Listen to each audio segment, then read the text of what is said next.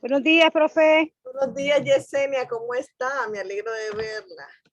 Gracias, profe. Ya estoy aquí viva otra vez. En esta semana me voy a poner al día, oye, desde la segunda semana, porque es que no tenía computadora. Sí, usted me avisa, oye, para abrir el espacio, no se preocupe, está bien. Hoy me dormí a las 3 poniéndome al día. Ay, pobrecita. Sí, no, acuérdese que hay que ponerse al día y a mí me gusta transcribirlo porque así aprendo más y tengo con qué hojear. Así es, sí. Imagínate de que la gente no entiende eso, ¿verdad? De que si, por ejemplo, yo te mando a analizar algo, lo estudias y te mando preguntas, entonces estás haciendo doble trabajo, entonces se te queda. Me queda, profe, me queda. Claro, a mí me gusta bastante. Aquí tal vez.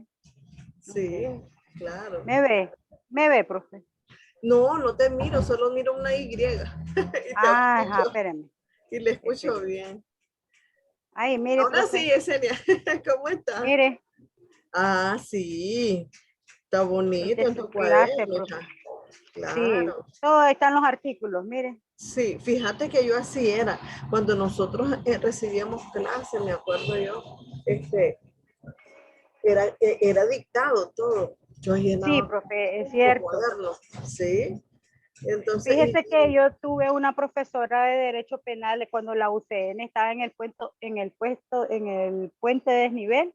Ajá. Y ella pues decía que se llama Maritza Zapata. Y sí, ella decía que para aprender para que se le quede, uno debe de leer en voz alta. Así es. Porque usted va leyendo en voz alta y el cerebro y el oído le van escuchando de nuevo lo que usted va leyendo. Y así se le va pegando. O sea, son como pequeñas técnicas que uno va aprendiendo en el camino. Así y como es, usted dice, antes existía el dictado. Así es. Entonces tenías la capacidad de razonar y de pensar rápido. No siempre tenemos, ¿verdad? Esa opción de analizar, interpretar, ir desarrollando esa capacidad de análisis y de interpretación, claro. También es bonito estudiar con mapas conceptuales, se te queda con los mapas conceptuales. Eso yo lo probé también. Entonces, vamos al inicio. Yesenia, me alegro que esté de regreso con nosotros. Vamos a ir entonces a la videoconferencia. Usted ya tiene su cuestionario, ¿verdad? No, profe, no lo tengo. El cuestionario de ahorita no lo tengo, profe. Sería mentirle, le digo que me estoy poniendo al día. Sí, pero por lo menos leyó las diapositivas de este día, de este tema. No le voy a mentir, es que desde la segunda semana estoy copiando y no, profe, no puedo mentirle. Sí, está bien. Si me hace una pregunta voy a ir a legullar y mejor le digo la verdad. Sí, entonces vamos a esperar que alguien más se conecte para que iniciemos. Dele, profe. ¿Sí? ¿Está bien? Sí. Bueno. Creo que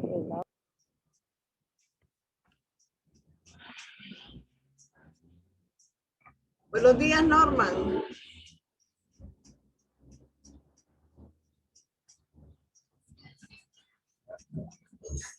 Buenos días, Norman.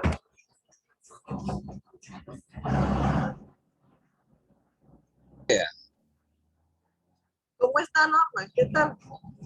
Buenos días, profesora Natalia. Aquí en el trabajo, profesora, ¿para dónde agarramos? Sí, no, usted recuerda que el trabajo se nos incrementó. ¿Ya? Sí. Solo yo estoy en el aula, soy yo. No, está Yesenia también. Está Yesenia, bueno. Pero dice que no está preparada para la videoconferencia. ¿Y usted cómo está? ¿Está preparado también? Ahí tenemos las preguntas, tenemos... Bueno, con referente a los temas que hemos visto, sí. Aló, profesora, sí, ¿me escucha? Lo escucho perfectamente. Con referente a los temas que hemos visto anteriormente, sí, con Ok, esperemos desarrollar el tema, pues, para ir participando. Está bien. Entonces, el tema de hoy, no, Norman, eran las obligaciones divisibles e indivisibles y con cláusula penal, ¿verdad? Entonces, vamos a ver en qué momento una obligación es susceptible de ser divisible, de ser dividida, ¿verdad? Y hay casos en que no puede ser dividida. Entonces, nos preguntamos nosotros, ¿cuándo las obligaciones son divisibles? ¿Verdad? ¿Cuándo las obligaciones son divisibles? Nosotros lo tenemos ahí, ¿verdad? En nuestras diapositivas. Y nos preguntamos que ¿cuándo la obligación es divisible? Sencillo, cuando es susceptible de un cumplimiento parcial, ¿verdad? Eso lo tenemos ahí en la primera diapositiva, el artículo 1953, ¿verdad? Estábamos hablando de que esa obligación es susceptible, ¿verdad? De cumplimiento parcial, ¿verdad? O sea, se puede dividir perfectamente bien. Sí. Ya, Norori. No te escucho, Norman. No te escucho. No te escucho. Estoy esperando entrar al aula virtual. ¿Cómo dices? Sí. Estoy esperando entrar al aula virtual porque la señal ha sido de donde estoy es malísima. Malísima. Ya, aparte, sí, que yo estoy en el tercero ahora. Sí. Ya. Déjeme conectar. Ya. Está bien, Norman. Con eso está bien. Ojalá y podamos hacer la videoconferencia porque con tanta interferencia, quién sabe.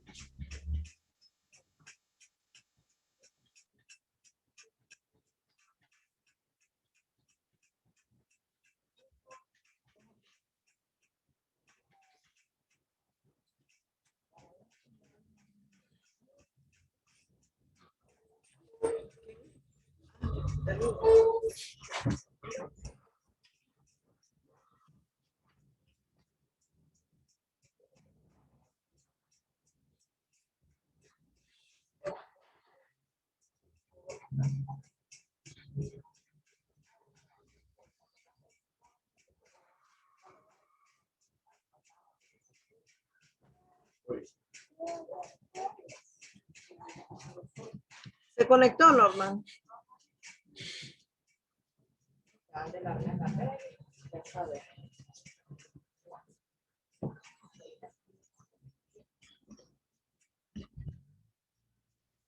Vaya avanzando con otro compañero, lo que me termino de conectar, ya estoy casi. Sí, está bien. No se preocupe, es que solo 2 están conectados y Yesenia no está preparada. Sí. Un segundo, ya entré.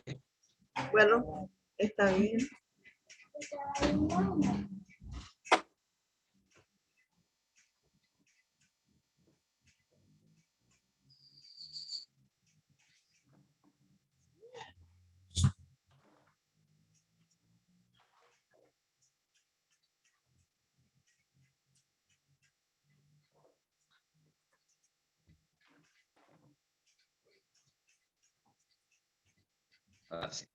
Ahora sí. Entonces, Norman, la pregunta es, ¿las obligaciones de dar son divisibles? Espérame, que todavía no. Estoy apenas entrando a su materia. Sí, está bien.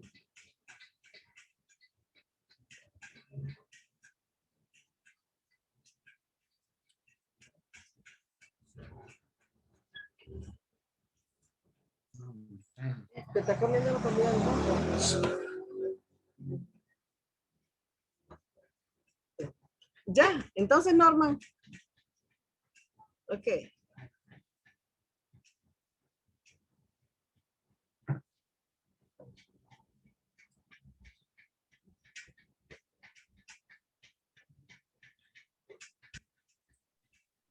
Profesora, todavía no he podido ingresar, estoy en el aula, pero cuesta que cargue.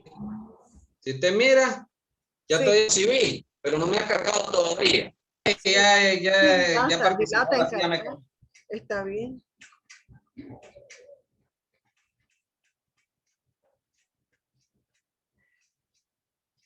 Estamos en la del 17. Sí. ¿Y la del otro sábado estamos en examen con usted, profesora? Sí. No. ¿O hasta el próximo? Sí, es segunda y cuarta hora. Próximo fin de semana. Segunda y cuarta hora. Y entonces va a ser presencial. Porque vamos a ir presencial.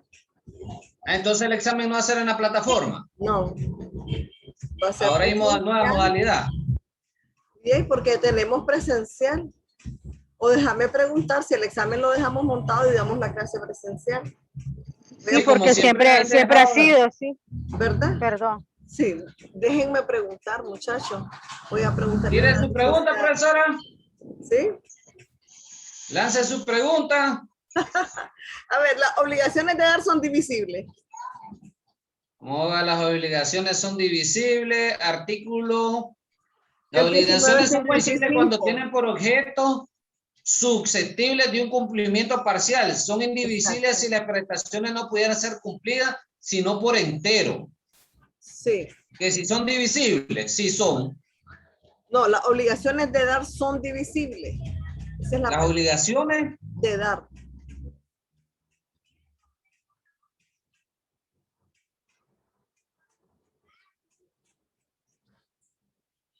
Estamos hablando del artículo 1955. Entonces dice que las obligaciones de dar son divisibles cuando tienen por objeto entregas de sumas de dinero o de otras cantidades. Exacto. O cuando teniendo por objeto la entrega de cosas inciertas no son fungibles. Exacto. Comprende un número de ellas de la misma especie que sea igual al número de acreedores o deudores o a su múltiplo. Sí, ahora, son divisibles. Sí, ahora me va a contestar otra pregunta. Entonces, las obligaciones de hacer son divisibles. Ya hablamos que si las obligaciones son, ¿cuándo las obligaciones son divisibles? Si una obligación de hacer es divisible, ahora, perdón, de dar es divisible. Ahora, una obligación de hacer es divisible. Está ahí mismo. La obligación de dar es divisible. De hacer son divisibles, sí, solo cuando tienen por objeto la prestación de hechos determinados. Sí, ambas son divisibles, la de dar y las obligaciones de hacer, ambas son divisibles. Exacto, esa es la respuesta normal, claro que sí. En las obligaciones de no hacer, ¿qué determina la divisibilidad o la indivisibilidad? Es decir, ¿cómo podemos saber si en esta obligación de no hacer puede ser divisible o no? ¿Qué es lo que la determina para que sea divisible o no? ¿Verdad? El carácter natural de la prestación. Exactamente. Eso es lo que el carácter natural de la prestación. Es correcto. Es correcto, Norma, ¿verdad? Entonces, nosotros vemos que es el carácter natural de la prestación el que va a determinar si se puede dividir o no esa obligación. Entonces, vamos a la otra. ¿Qué ocurre si la obligación se contrae entre muchos acreedores? Estamos hablando de que hay muchos acreedores y un solo deudor. O puede ser al contrario, muchos deudores y un solo acreedor. Entonces, ¿qué ocurre si la obligación se contrae así de esa manera? ¿Qué es lo que ocurre? A ver, ¿qué ocurre cuando hay muchos acreedores y pocos deudores? Así es. ¿Sí? ¿Qué ocurre con la obligación? Sí.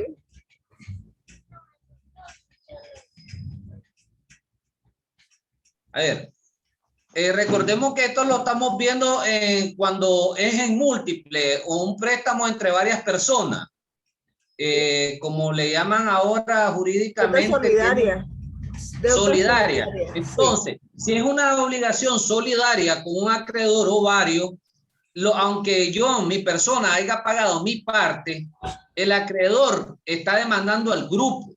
Entonces, toda esa parte de aquel que no haya pagado, yo la tengo que pagar por ser un partícipe solidario. Así es. Por tanto, es divisible la deuda entre los que no hubiesen pagado o los que ya hubieran pagado. ¿Por qué? Porque el cumplimiento es del grupo.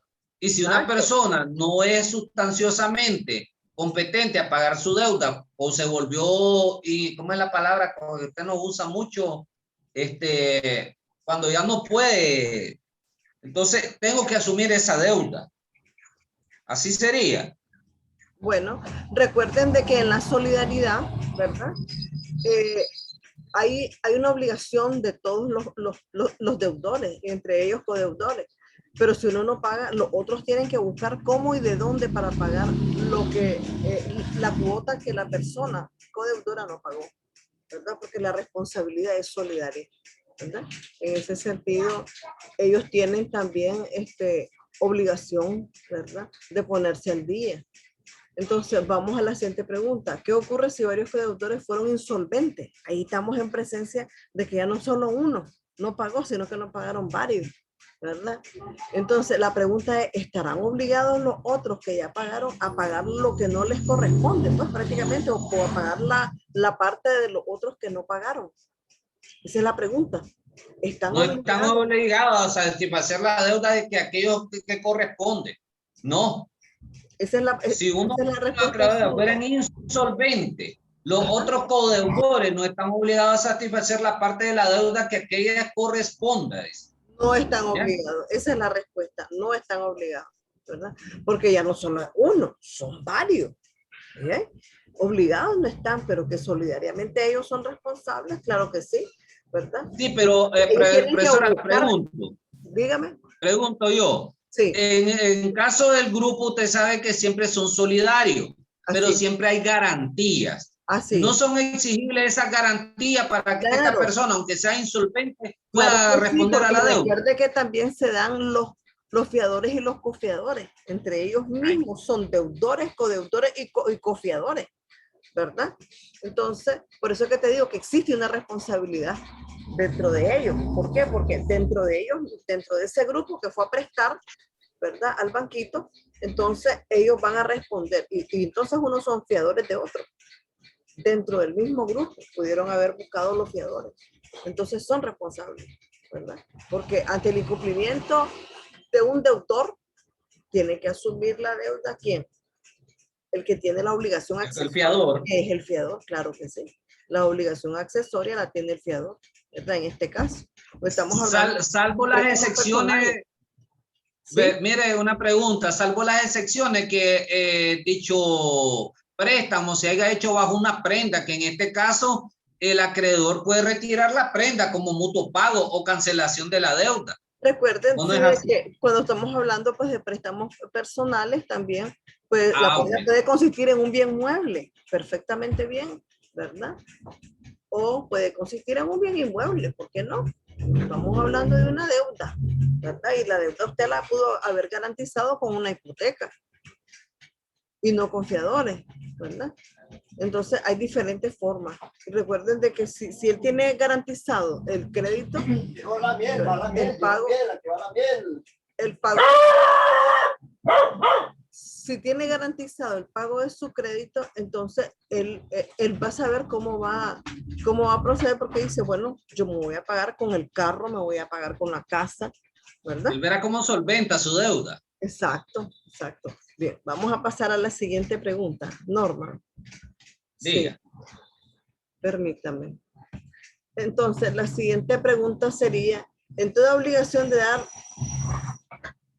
un cuerpo cierto, ¿este es divisible o indivisible? Si usted va a dar un cuerpo cierto. ¿Qué artículo es ese? Estamos hablando del artículo, creo que está ahí mismo, del artículo 1963. A ver. No, son con los insolventes.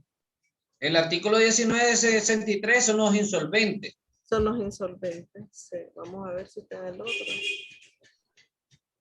Ahí está. Es el 1965. El 1965. Entonces, la pregunta es, si usted en la obligación está obligado a dar un cuerpo cierto, este cuerpo cierto puede ser divisible o indivisible. ¿Eh?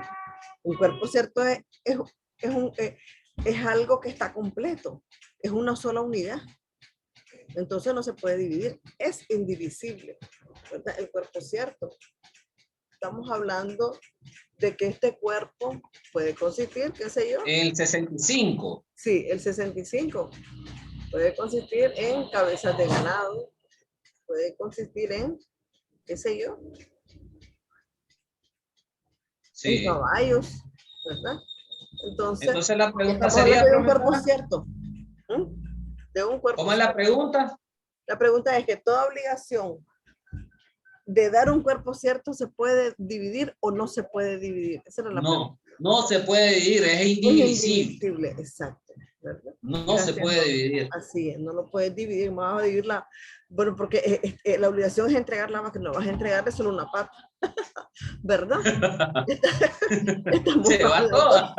A menos que ya la destacemos y la comamos. Entonces, mire, vamos profesora. Sí, dígame. No, avance, después mi comentario. Sí, entonces sí, está bien, vamos a avanzar, porque después el tiempo se nos va. Entonces, a ver, vamos a ver. En una obligación que puede ser divisible o no, si está garantizada por una prenda, ¿verdad? O hipoteca, el acreedor está obligado a devolver la prenda. ¿Está obligado el acreedor a devolver la prenda? Estamos hablando de una obligación que ya tiene garantía, ¿verdad? Entonces estamos hablando del artículo. En el artículo 1968. Así es. No está obligado a devolver la prenda. Recuerde que es la garantía por el préstamo que hizo la persona. Por tanto, si la deuda no es cancelada, esa es la garantía de pagarme lo que yo presté. Claro. Sí. Exceptuando de que la persona hubiese pagado. Claro. Que ahí sí tiene que devolver la prenda. Exacto, exacto. Pero ustedes saben que la prenda responde ante el incumplimiento de la obligación, ¿verdad? Entonces, es correcto. En eso estamos claros, ¿verdad? Entonces vamos a proseguir. Ahora vamos a ver otra pregunta. ¿En qué consiste la cláusula penal? ¿En qué consiste la cláusula penal? A ver, si me puede decir, Norman. Porque recuerde que estas diapositivas se llaman obligaciones divisibles e indivisibles y con cláusula penal. Entonces solo tenemos ya como en el artículo. A ver. ¿Qué artículo es ese? Tendríamos que pasar a las cláusulas penales, ¿verdad? Las cláusulas penales. Sí, las cláusulas penales entramos ya más adelante. Ya estamos por el artículo 1985, ¿verdad? Entonces, ¿qué se entiende por cláusula penal?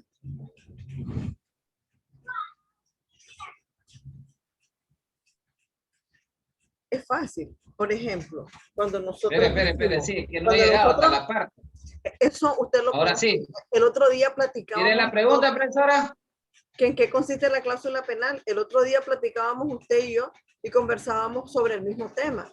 Por ejemplo, Tigo viene y te anda ofreciendo un servicio de internet y te da el modem, no sé cómo es que se llama. Y entonces ese modem, ¿verdad? Te lo da, pero te lo da, bueno, pues, qué sé yo, es como un mutuo, ¿verdad? Perdón, es ¿cómo se llama? Este otro contrato que ellos utilizan. Bueno, esa forma de contrato que ellos dan por ese servicio. Pero el problema es que usted viene y dice, ay, ya no quiero este servicio, es malo, voy a retirarlo. Y entonces usted lo contrató por 18 meses. ¿Qué pasa? Tigo entonces lo va a penalizar a usted. Y entonces ahí hay una cláusula penal en ese contrato, de comodato o préstamo de uso, se llama el contrato, comodato o préstamo de uso, ¿verdad? Entonces, porque usted está obligado, ¿verdad?, a utilizar el modelo y a entregarlo cuando usted ya se retire de ese servicio. Entonces, nosotros decimos que también eso es una cláusula penal, porque no nos confundamos, que algunos gente decían, es que tiene que establecer una pena, pero no es una pena como cuando se le establece un delito penal, sino que es una sanción administrativa. Una administrativa. Sí, es una sanción administrativa. Entonces, ¿en qué podríamos consiste? Decir, a ver, profesora, ¿en qué consiste? Podríamos decir que yo adquiero un contrato contigo, sí, el cual es un plan de 500 córdobas mensual por 18 meses. Pero como no me resuelve ese plan a los 7 meses, vengo yo y decido no seguir pagando. Ah, te penalizan, te penalizan. No sé cuánto lo penalizan. Sí. En caso de que me tocara sacarlo de mi bolsa, si es deducible es más fácil, porque solo lo van a ir jalando de mi pago. Sí. En caso que fuera que yo lo tuviera que hacer el depósito, sí, y yo decido no seguir, digo, está en la obligación de cobrarme por contrato esa cantidad de dinero. Sí. ¿Ya? Pero si existe entonces, digo yo y les digo, pero es que yo no quiero porque no me sirve. Entonces, digo, lo que viene es, te cobra el contrato que hiciste, o mediante vos venís y vas recargando tu teléfono, ellos te van descalpando el pago de la factura. Pero siempre establecen una cláusula penal, te van a penalizar con no sé cuánto, porque si vos das una cuota de $50, creo que te penalizan con otra cuota más, ¿verdad? Por haberte retirado del servicio antes. Es decir, no cumpliste con el contrato, lo hiciste por 18 meses y te retiraste antes, ¿verdad? Eso es una penalización. Y también todos los tipos de contratos también te puede poner alguna cláusula penal o una cláusula resolutoria. Por lo general, la que utilizamos nosotros son las cláusulas resolutorias. Es decir, cómo podrá rescindirse el contrato, ¿verdad? Y también, pues, si en el caso de que no haya entendimiento entre las partes, pueden nombrar un árbitro, ¿verdad? ¿Qué sé yo? Ustedes pueden poner una cláusula resolutoria, pero de penalización se da muy poco, ¿verdad? De penalización. Yo lo he visto más en los contratos de servicio, ¿verdad? La penalización. Entonces, sigamos, Norma. Sí quedamos claros en qué consiste, ¿verdad? La cláusula penal. Ya nos hace en que la persona va a pagar una pena por haber prescindido del contrato. Exacto, exacto. Entonces vamos a la siguiente pregunta. Para cumplir la pena, ¿está obligado el acreedor que sufrió un perjuicio? A ver, para cumplir esta pena, ¿está obligado el acreedor que sufrió un perjuicio? La nulidad de la obligación principal acarrea la cláusula penal. Ajá. ¿Cómo es? ¿Cómo es la pregunta? Es que al usted cancelar el servicio, ¿verdad? También se le ocasiona un perjuicio al acreedor. Entonces la pregunta es, ¿está obligado el acreedor que sufrió un perjuicio? ¿Está obligado el acreedor que sufrió un perjuicio? ¿Ah? Era profesora que ya me sacó de el aula. Entonces, artículo 1988. El 1988, Norma, nos dice y nos habla de ese caso. Y dice que para pedir la pena, ¿verdad? El acreedor no está obligado a probar que ha sufrido perjuicio. Es decir, vos le vas a ir a probar a Tigo de que te estás retirando del servicio, ¿verdad? Si estás haciendo la solicitud por escrito, no hay necesidad de probar nada. Solicitas la cancelación del servicio, ¿verdad? En ese caso, en el caso de un servicio. Entonces dice, el acreedor no está obligado a probar que ha sufrido un perjuicio, ni el deudor podrá eximir de satisfacerla, probando que el acreedor no ha sufrido perjuicio alguno. Es decir, con solo que vos retires, ya sabemos que la penalización está y está estipulada en los contratos de servicio, ¿verdad? Bien, vamos a pero, pero cuando el contrato está por terminar, perfectamente yo puedo retirarme y no hay penalización. Pero claro, si usted concluye el plazo, no hay penalización, claro que sí. Mire, por lo general, estos contratos siempre exigen un depósito de garantía. Así es. ¿Ya? Sí. Por lo general, siempre es un depósito de garantía, el cual se puede ocupar para un determinado mes. Para los perjuicios, claro. Es correcto. Pero ¿qué sucede? Que cuando está por terminar esto, lo que si yo vengo y digo, yo no voy a continuar con este plan, lo que es la empresa solo agarra ese depósito y se lo aplica. Así es. Hasta lo puedes retirar porque vos cumpliste con el plazo. Ya no querés seguir con ese servicio, pues te tiene que regresar el depósito porque usted cumplió, ¿verdad? Porque el depósito sirve de garantía, ¿verdad? Para el cumplimiento de ese contrato de servicio. Bien, entonces pasemos a otra pregunta, Norma. Si no, la computadora nos deja viendo nada. Entonces, pero es que todavía se me está volviendo a cargar. Sí. Dele. El deudor incurre en pena en una obligación de no hacer ¿desde cuándo? Es decir, estamos hablando de una obligación de no hacer. Entonces, la pregunta es, ¿el deudor incurre en pena en la obligación de no hacer ¿desde cuándo? ¿Verdad? Estamos en la siguiente. ¿Desde cuándo? Desde el tiempo convenido. Exacto, ajá. Dice, incurre en la pena estipulada del deudor que no cumple la obligación en el tiempo convenido, aunque por justa causa no hubiera podido verificar. Pero el tiempo convenido estamos hablando desde que él ejecute el acto. ¿Verdad? Desde que él firma el contrato. Desde que él ejecuta el acto, porque está obligado a hacer. Pudiera decirte que estás obligado a hacer un cuadro al óleo, ¿verdad? Y si te dieron a hacer una pintura al óleo, entonces desde el momento en que ejecute el acto del cual se obligó, ¿verdad? Entonces, es que la obligación consistía en hacer, y usted no lo hizo. Entonces, desde ahí empieza, desde el momento en que usted tenía que haber ejecutado el acto y no lo hizo, entonces incurre en pena, ¿ya? Porque hay un plazo. Usted se comprometió a hacerlo no de un mes, ¿verdad? Y a entregármelo en tiempo y forma, pero usted no lo entregó, ¿verdad? Entonces, eso ahí es donde él incurre en pena, ¿verdad? Desde el momento en que él ejecute el acto del cual se obligó a abstenerse.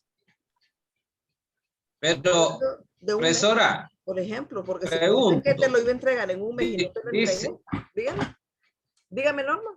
Ajá, y si por caso fortuito o fuerza mayor el acto, el tiempo no fue cumplido, también incurre en pena. No, recuerde de que cuando hay caso fortuito es diferente, porque no fue por voluntad propia, sino que fue por, como decimos nosotros, por el caso fortuito o el acaso, ¿verdad? Las cosas en la vida, por el destino, qué sé yo, ¿verdad? Hay una cosa de la naturaleza que no estaba dependiendo de nuestra voluntad, ¿verdad? Y cuando las cosas son por caso fortuito, tienen una justificación, ¿verdad? Entonces no lo puedes penalizar, porque él no sabía que iba a haber terremoto. Él no sabía que iba a haber un tsunami. Él no sabía que su casa le iba a pegar fuego. Que le iba a caer encima, porque hubo un gran temblor y le cayó encima, ¿verdad? Entonces hay muchas cosas, ¿verdad? Que entonces, a menos que lo hayas estipulado en el contrato, porque recuerden que los contratos aguantan todo. Si lo estipulaste de que por caso fortuito o fuerza mayor corresponde, vas a responder. Pero que por caso fortuito no se puede responder, porque no es culpa suya, ¿verdad? Bien, sigamos. A ver, ya estamos casi terminando, Norma. Estamos en la última. ¿Qué ocurre, Norma, si la obligación principal se extingue? ¿Cómo quedaría la cláusula penal? Sin ningún efecto. Exacto. Sin ningún efecto, porque ya se extinguida la obligación principal, se extingue el accesorio y se extingue la cláusula penal, todo se extingue. Porque sí, pues ahí está el deudor honrando su deuda, ¿verdad? Entonces, ya cumplió. Al honrar su deuda, no tenemos necesidad de hacer uso ni de ir el acreedor en contra de el que tiene la obligación accesoria, que son los fiadores, la prenda, la hipoteca, ¿verdad? Sino que el deudor pagó, honró su deuda, entonces extinguida la obligación principal, se extingue el accesorio y se extingue la cláusula penal. Entonces, jóvenes, eso sería todo en cuanto a esta videoconferencia. Muchas gracias, Norman. Le agradezco muchísimo. Lo echamos de menos el día en que estuvimos en clase presencial y no lo miramos. Sí, preguntamos. Sí, profesora, que usted sabe cómo estamos. Ya si Dios permite, este sábado, pues yo voy a estar. Tal vez nos manda al grupo si va a hacer el examen virtual o lo vamos a hacer presencial. O vamos a tener la clase presencial y el examen virtual. ¿Cómo no? Oiga. Voy a confirmar, ¿oyeron? Entonces, pues porque recuerden de que el examen puede quedar montado 24 horas y podemos dar la clase presencial porque siempre hay examen y hay clase. Entonces, pero déjenme preguntar si el examen va a ser presencial o virtual, ¿verdad? Porque ahorita como nos tocó virtual, se hizo virtual, ¿verdad? Pero de todas maneras, ustedes tienen sus cuestionarios, ¿no? ¿Verdad? Y entonces nosotros por eso ese cuestionario les sirve a ustedes como guía de estudio, ¿verdad? En el caso de que, pero yo les voy a estar verificando, no voy a que ustedes estén con la angustia de que no sepan, ¿verdad? Cómo va a ser el examen. clase, siempre estoy a la orden y a la disposición. Les agradezco mucho. Buenos días, Laurita. Buenos días, William Mayorga. Se conectaron un poquito tarde. Buenos días, profe. Sí, buenos días. Están en la universidad, ¿verdad, Laurita? Sí, seguramente estaban en clase. Les agradezco mucho de todas maneras a los que se conectaron. Sí, los estoy viendo en la universidad. Sí. Entonces, muchas gracias de todas maneras. Voy a confirmar si el examen va a ser presencial o virtual. Yo les confirmo. ¿Vieron? Profesora. Dígame, a ver, William, ¿cómo está? Le escucho. Bien, entonces nos conectamos tarde porque no, sí, ya sé, estaban en la universidad, no se preocupen de haber estado en otra clase. Yo comprendo, yo comprendo. De todas maneras voy a pasar la asistencia, pero sí es bueno que ustedes, aunque sea al final, sean conectados porque estoy dando las instrucciones. Los cuestionarios que tienen, de ahí va a salir el examen. Entonces, estudien sus cuestionarios que son sus guías. Buenos días, profe. Dígame. ¿Quién habla? Laurita. William, no te escucho. La que barbaridad. A ver, William. ¿Sí? Hello, chicos. A ver, no los escucho.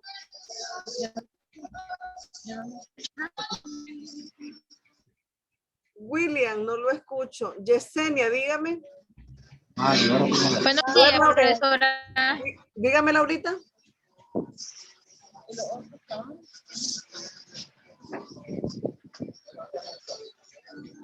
Buenos días, Mackenzie. ¿Cómo está? Entonces, William, tenía algo que decirme. ¿Cómo está, Mackenzie? Bienvenido. Hola, profe. ¿Cómo está? A ver, William, ¿tenía algo que decir? William, que algo que le tenga que decir, dice. ¿Cómo está, Sandrita? Ya. Muchachos, les estaré verificando si el examen es virtual o es presencial. ¿Vieron? Entonces, ha sido un placer, jóvenes. William, Yesenia, Mackenzie, Laura y Norma. Voy a poner la asistencia colgada en la plataforma. Les agradezco mucho, aunque se hayan corrido al final de la conferencia. ¿Verdad? Porque estaban en clase. Ha sido un placer, jóvenes, por haber estado con ustedes. Gracias por su participación, por su asistencia, por su preocupación de estar en la videoconferencia, aunque sea en la colita, ¿verdad? De todas maneras. Pasen muy buenos días, jóvenes.